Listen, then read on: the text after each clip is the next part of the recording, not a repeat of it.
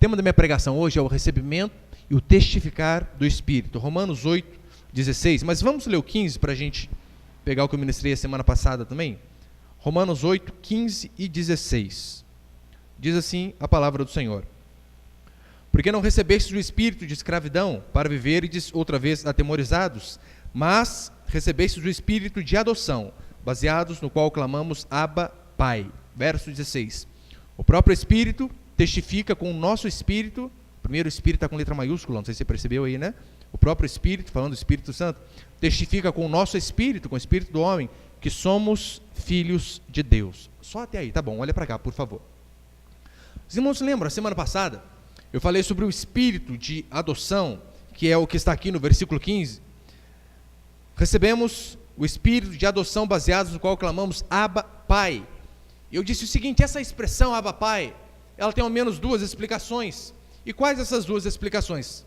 A primeira é que aqui Abba, Pai estava no original, no grego, para mostrar que, de uma forma, agora Deus não é apenas Pai dos hebreus, não apenas Pai dos judeus, mas também Pai do restante da nação que crê em Jesus Cristo.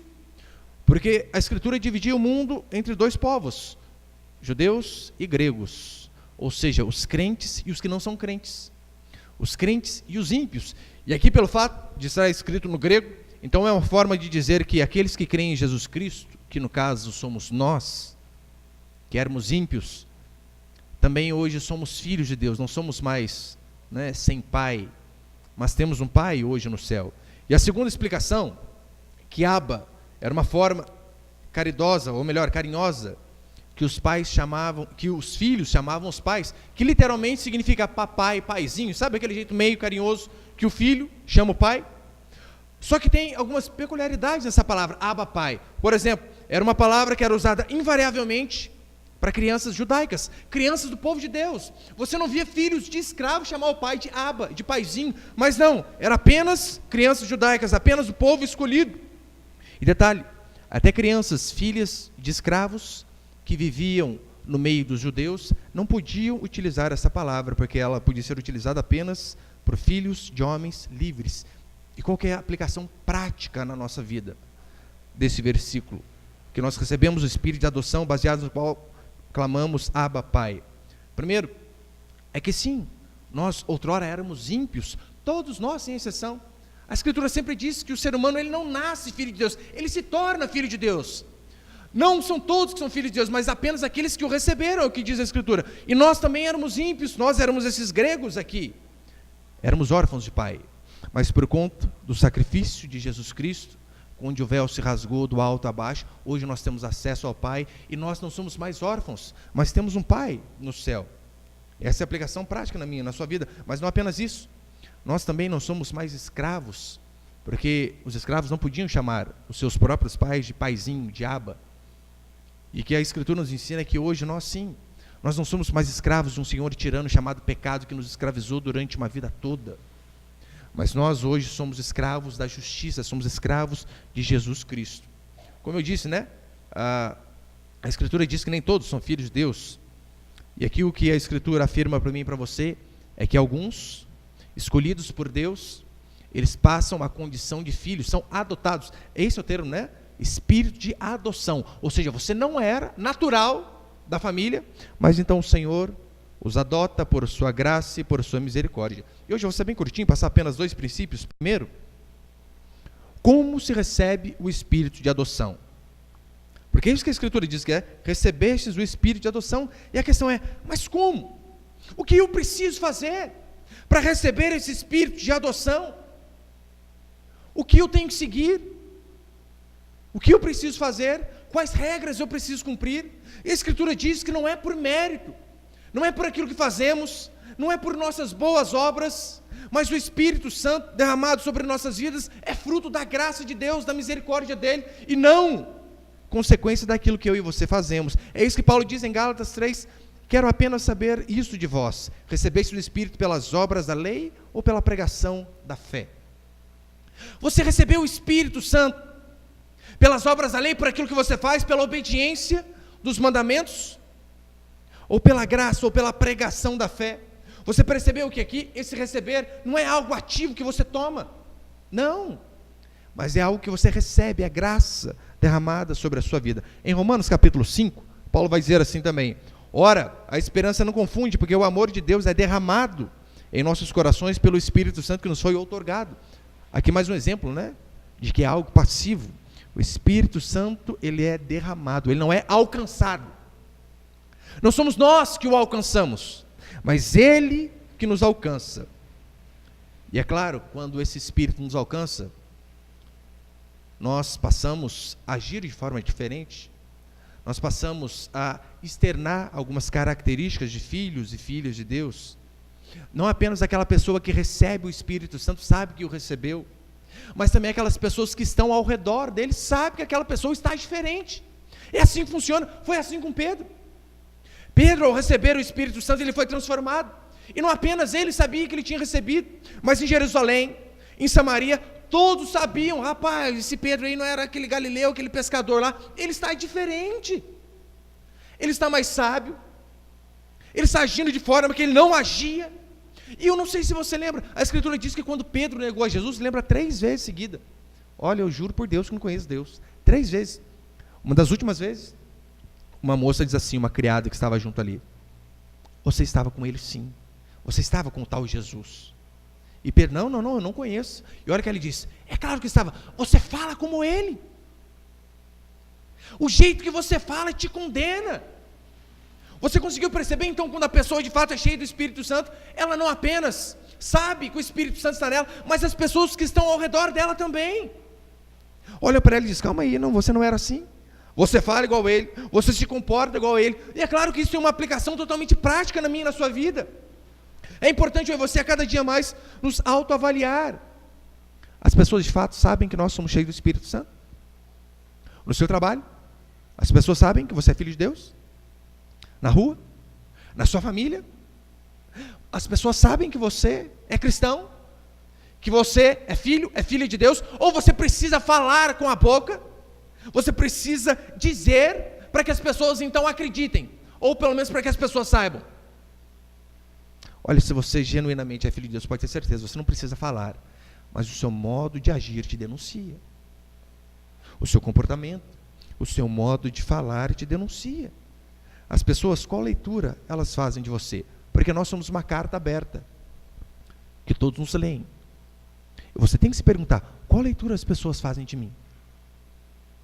Eu preciso dizer que eu sou filho de Deus? Ou as pessoas conseguem perceber apenas pelo meu modo de agir com a boca fechada, quieto, apenas com as minhas atitudes? No seu serviço, lá, quando todo mundo faz aquela bagunça, falando besteira, aqueles vídeos pornográficos para tudo que é lado, você compactua com tudo aquilo ali? Ou as pessoas percebem que você é diferente porque você já não dá risada daquelas piadinhas sujas? Porque você já não está mais naquele ambiente onde há tempos atrás você estava? As pessoas conseguem te decifrar como cristão? Como eu sempre digo, se você fosse acusado de ser cristão, as pessoas teriam prova o suficiente para te condenar? As pessoas conseguiriam ajuntar provas para mostrar: não, ele é crente mesmo, ele é crente, e condenar você por conta disso? Você precisa se autoavaliar, meu irmão e minha irmã. Mas a Escritura diz aqui, né? O receber é pela graça. Mas eu e você devemos clamar por algo mais. Devemos clamar por esse testificar do Espírito, que é o que Paulo diz aqui no verso 16. O próprio Espírito testifica com o nosso Espírito que somos filhos de Deus. Uma coisa é você receber o Espírito Santo, outra coisa é você clamar para que de fato o Espírito Santo possa testificar a você que você é filho de Deus. É como falo assim, né? O que é, pastor, testificar comigo? Sabe aquela certeza, para ser redundante, aquela certeza absoluta? Como, por exemplo, quantas vezes meu filho, ele esqueceu algo. Pai, o senhor não viu o CD de videogame que estava aqui em cima? Eu vou lá e pergunto para ele: filho, tem certeza que você deixou aqui? Pai, eu tenho certeza absoluta. Falei: pensa bem, a última vez que você ouviu, ele estava aqui, você o colocou aqui. Pai, eu só ponho aqui. Já começou a assumir a certeza, né? Você lembra, filho? Você colocou ele aqui? Pai, eu não lembro exatamente, mas ele sempre fica aqui. Às vezes não tem tanto aquela certeza. Em relação ao Espírito Santo, eu e você devemos clamar a Deus para que de fato, como diz aqui, né, o próprio Espírito testifica com o nosso Espírito que somos filhos de Deus, para que eu e você venhamos a ter essa certeza. Agora, se você realmente deseja essa bênção, né, de, olha, ter certeza plena, olha, você não vai ter essa certeza vivendo uma vida ímpia, vivendo uma vida porca, vivendo uma vida de pecado, de desobediência a Deus. Como você quer que o Espírito testifique com o seu Espírito, sendo que você não o busca? Sendo que seu estilo de vida agrada não a Deus, mas agrada o capiroto, o diabo. Não tem como. Em 1 João capítulo 2, o apóstolo vai dizer assim: aquele que diz, eu conheço, e não guarda os seus mandamentos, é mentiroso, e nele não está a verdade. Daí você diz que você é cristão, você frequenta regularmente o lugar de culto, você é fiel com o seu dízimo, você participa de um pequeno grupo, você não falta, é frequentador assíduo, mas apenas aqui dentro deste salão, apenas dentro dos pequenos grupos, mas fora dali, você tem outra vida. Como você vai agradar a Deus dessa forma? Não vai. E quais as características desta ação pessoal do Espírito em nós? Primeiro, meu irmão, que quando o Espírito de fato vem sobre nossas vidas, nos transforma, ele transforma por completo. É a mente, é o coração, é o nosso espírito. E isso nos faz ter a certeza a cada dia mais que somos filhos de Deus. É aquela verdade, né, de que nós não apenas amamos a Deus, como nós cantamos aqui no começo, mas nós também temos a certeza que é recíproca, é verdadeira, que o Senhor também nos ama. É mais ou menos o seguinte: imagina um casal de noivos próximo a se casar. Eu creio que uma das coisas mais gostosas do mundo é você poder falar com uma pessoa que você ama. Você prestes a casar, se diz para o seu noivo: olha, eu amo você, não vejo a hora de casar. É algo maravilhoso, algo maravilhoso. Eu creio que isso só perde para algo, só é superado por algo. É quando você não diz que você ama, mas você ouve que você também é amado. Você ouve daquela pessoa que é tão importante para você, que ela também o ama. É isso que nós vemos aqui, né? No versículo 15, é basicamente nós dizendo para Deus que o amamos. E no versículo 16, é a recíproca, é o Senhor nos dizendo que nos ama. E essa certeza que eu e você precisamos ter, que de fato Deus nos ama, que o Espírito Santo testifica com o nosso espírito. Como eu preguei a semana passada, primeiro vem o espírito de escravidão que nos conduz ao arrependimento, mas depois disso, esse espírito de escravidão já não opera mais em nós, e sim o Espírito Santo que testifica com o nosso próprio espírito que somos filhos de Deus. Você tem essa certeza? Que de fato Deus para você não é um Deus de longe, mas que esse Deus é o seu Pai. Porque é bonito às vezes nós olharmos a história de Abraão, Isaac, Jacó, olha, Deus foi pai deles, é maravilhoso. Mas você tem certeza que Ele também é o seu Pai? Que você como criança, você pode clamar a Ele. Você percebeu como que é a criança? Criança confia no Pai. Criança sabe, eu posso ter errado agora, mas eu sei, você fala: Pai, me ajuda. Pai, estou afogando. Pai, me ajuda.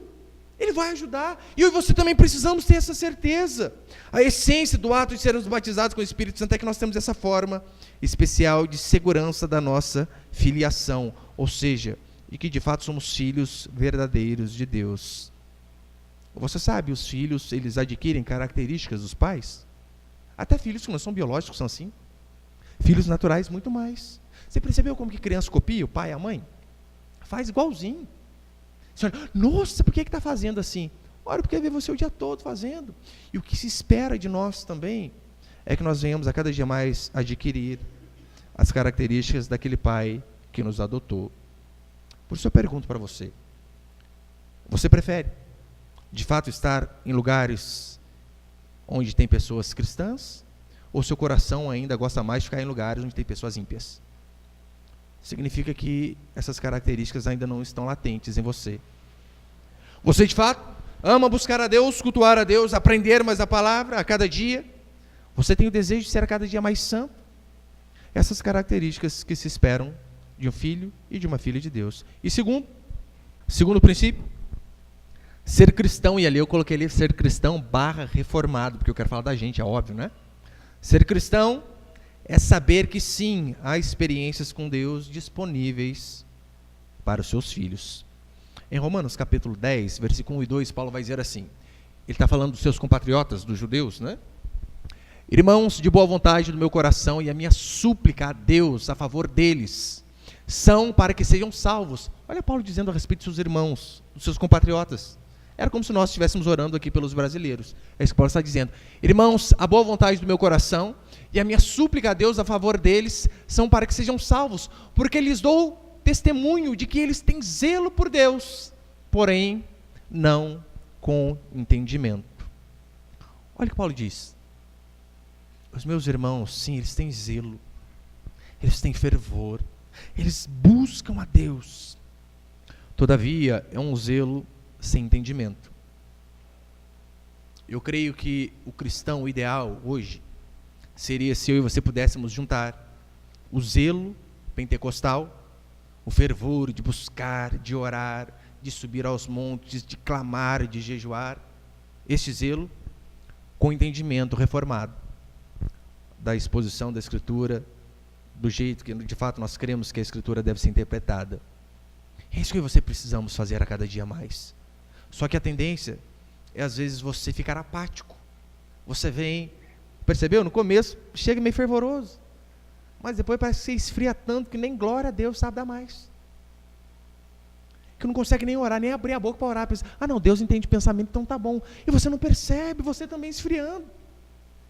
O problema dos judeus era esse. Sim, eles tinham zelo, eles tinham fervor, sem entendimento. E nós podemos cair no outro extremo. Ter o conhecimento, mas sem o fervor. Por isso, meu irmão, desafio você, busque a Deus com mais fervor. Ore, clame, grite se necessário, mas busque.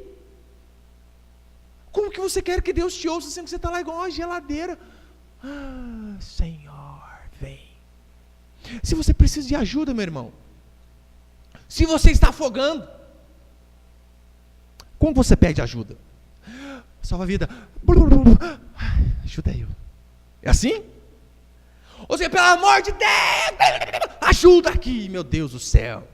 Não é assim que você faz? E por que às vezes Deus você também não tem esse fervor? Olha quantas vezes eu me lembro, quando eu era ímpio, ia no show daqueles ímpios da vida lá, meu Deus, Charlie Brown Jr., só maconha para ficar calado. E cantava até ficar rouco todas as músicas de cor, meu Deus do céu. Daí às vezes na igreja, no louvor, você não tem coragem de abrir a boca para buscar, para orar, para clamar a Deus. Faça isso. Clame, não se envergonhe, busque a Deus a cada dia mais. Tá certo, né? Eu e você não podemos também ir para o outro extremo, daquelas pessoas que enfatizam apenas a experiência e acabam esquecendo a doutrina. Infelizmente é esse o erro que nós vemos em muitos pentecostais. Eles estão apenas preocupados com a experiência. O que importa é ter experiência, é sentir Deus. Aquele arrepio na coluna. E se esquecem do zelo, se esquecem da reta doutrina. Isso é errado. Eu aprendi a vida toda que o batismo do Espírito Santo é precedido pelo falar em línguas. Você provavelmente, se você veio do meio pentecostal, você deve ter aprendido assim também. Eu ainda ouvi assim, né? Batismo com o Espírito Santo com a evidência do falar em línguas. É claro, primeiro nós acreditamos que as línguas de Atos 2 não é a língua falada pelos pentecostais hoje, mas ali está falando literalmente de idiomas, é só você ler Atos capítulo 2 todo, você vai entender. Mas ainda que fossem as línguas verdadeiras, eu e você não podemos fazer doutrina com base na experiência de alguns, sabe por quê? É verdade, muitos ali foram batizados com o Espírito Santo, foram cheios do Espírito Santo e falaram em línguas, mas teve vezes que não, que eles foram cheios do Espírito Santo e profetizaram. Então eu e você não podemos engessar a Deus, colocar isso como regra, como doutrina, dizendo, olha, está vendo? Todos que são batizados com o Espírito Santo falam em línguas. Quem disse? Na Escritura mesmo diz que não é. Daí às vezes você coloca a sua experiência como padrão para outros, e pensa que o outro é gelado, que o outro é frio, por quê? Porque o outro não faz igual você faz. Isso é um erro. Experiência não é base para a doutrina. Porque convenhamos, tem hora que nós estamos orando, é uma maravilha. Você ora, você chora, chora. Daí você olha o irmão do lado, ele não chora igual você chora. Daí você pensa, Deus não está falando com ele. Mas será que não é porque você é mais emotivo? E aquele irmão não é tão emotivo quanto você?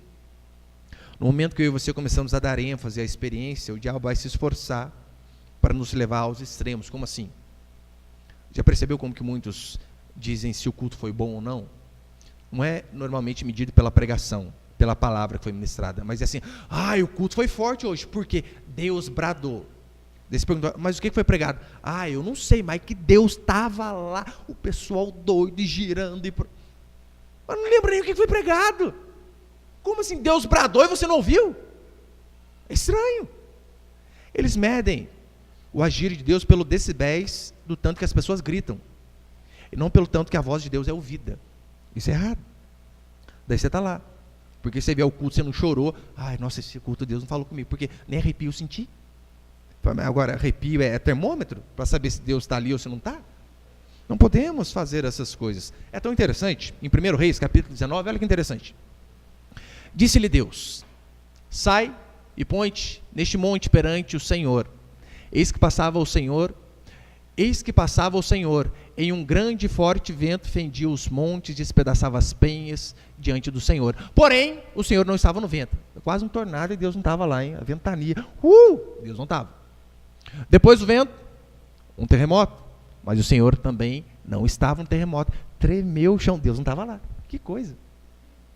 Depois do terremoto, um fogo. Pastor, Deus estava aí, né? Fogo, Deus tinha que estar no meio. Mas o Senhor não estava no fogo. E depois do fogo, um cício tranquilo e suave. E lá estava o Senhor. Depois vai continuando o texto. Um cício, sabe aquele barulhinho de vento? Você percebeu?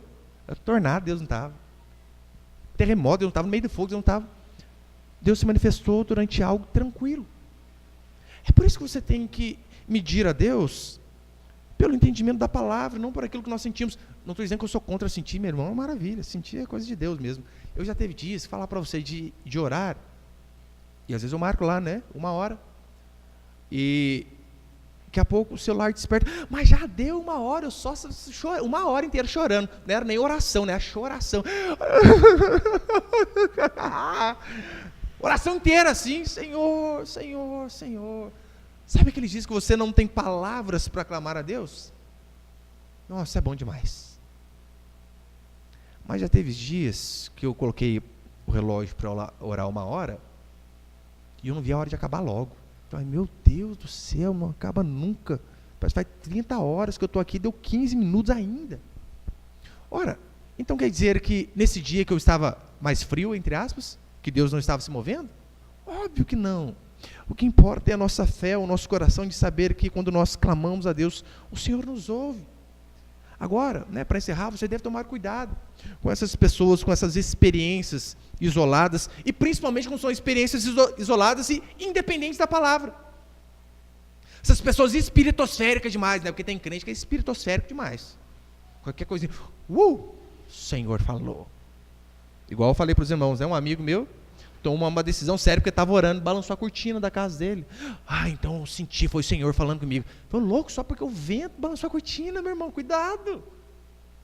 Tem pessoas que querem ser espirituais demais e ficam impressionadas com sensações e não se importam se a sensação é contrária à Escritura. Já percebeu o tanto de crente que vai ao monte e depois ele desce do monte contando a experiência? Você tinha que ver o que aconteceu lá no monte. Poxa, nossa, a gente começou a orar assim, um monte de graveto começou a brilhar. E aí? Você serve para quê, meu Deus? Não, o graveto iluminou. E aí? A que serve o graveto brilhar, meu Deus do céu? Não, na reunião de oração, sei não, lá apareceu dente de ouro no fulano. Ô Jesus amado, apareceu dente de ouro no outro? Para que serve? Dente de ouro dá para tirar, né? Vender, fazer uma aliança, sei lá. Mas você percebeu que às vezes as pessoas elas ficam preocupadas demais com aquilo que é externo. E não se importam se está na palavra ou não. O que importa é aquilo que sente. Deus falou comigo. Eu falo assim, eu já ouvi pessoas dizendo, Deus falou, mas Deus falou tão de perto comigo, que eu senti a respiração dele aqui. Imagina, hein? Que coisa. Essas pessoas são espirituais demais. Estava lá e parecia um anjo. E normalmente eu sempre confronto as experiências com a Escritura, que é isso que eu e você devemos fazer. A nossa experiência, não tem problema você tê-la, eu tenho a minha, você tem a sua, mas nós devemos confrontá-la com a Escritura. E você vai ver que na Bíblia, quando as pessoas tinham um vislumbre de Deus, o que se via era temor, medo, santidade, diferente de hoje em dia, não é? Hoje em dia tem anjo para tudo que é lado no culto, só falta os crentes tirar selfie com anjo. Antigamente era temor. Isaías capítulo 6, versículo 5. Tem ali? Não tem? Isaías 6,5 vai dizer assim: ai de mim, estou perdido, porque sou um homem de lábios impuros e habito no meio de um povo de impuros lábios, e os meus olhos viram o Rei. Olha a descrição de Isaías quando ele vê a Deus. Ai de mim. Ele não falou, né? Ó Senhor, que ó, tete a tete comigo. Quem aqui tem isso? Não, ele, ai de mim. Porque ele se viu como pecador. Sou homem de lábios impuros, habito no meio de um povo de impuros lábios, meus olhos viram o Rei. Em Apocalipse, João também, Apocalipse 1,17, quando João vê a Deus, sabe o que ele faz? Cai como morto. Não é isso que nós vemos nos cristãos hoje. O Senhor, quando de fato nós temos experiência com Deus, a primeira coisa que acontece é nos encher de temor, e não de graça, para sair contando para os outros. Em primeiro lugar, é medo, é senso de indignidade. É claro, né? Por outro lado, tem as experiências verdadeiras também. Mas aquela pessoa que de fato tem uma experiência verdadeira com Deus, ela não fica se gabando daquilo, assim como Paulo não fez. Paulo de fato foi arrebatado ao terceiro céu, ao paraíso, e ele disse que ouviu palavras inefáveis às quais não era lícito só referir a ela. Olha, Paulo tem uma visão, vai arrebatado ao terceiro céu, e as pessoas, e aí Paulo, como que foi? Ele, não posso falar, nem dá conta, não tem nem palavras para reproduzir aquilo que eu vi. Você percebeu que quando a experiência é verdadeira, quando a experiência não é leviana, normalmente a pessoa guarda para ela. Ela não põe textão no Facebook, tive com Deus hoje 3 horas da manhã. Hashtag fotinho no monte. Não põe. A experiência verdadeira não sai falando para os outros. Não fica se exibindo. Ah, mas a pergunta crucial, né? Dessa parte aqui de Romanos, versículo 16, o próprio Espírito testifica com o nosso Espírito que somos filhos de Deus, de fato, o Espírito já testificou com o seu Espírito que você é filho de Deus? Você tem essa certeza plena de que você não apenas ama o Senhor, mas que Ele também ama a você? Se você ainda não tem essa certeza, eu desafio você. Busque ao Senhor com zelo. Clame ao Senhor. Faça como Jesus disse, olha, batei e abrir-se-vos-á. Busque até achar. Fala, Senhor, eu quero de fato ter essa confirmação que eu sou teu filho. Eu quero de fato ter essa experiência de que o Espírito possa testificar com o meu Espírito. Porque pode ter certeza, isso também é transformador na minha e na sua vida. Amém, meus irmãos?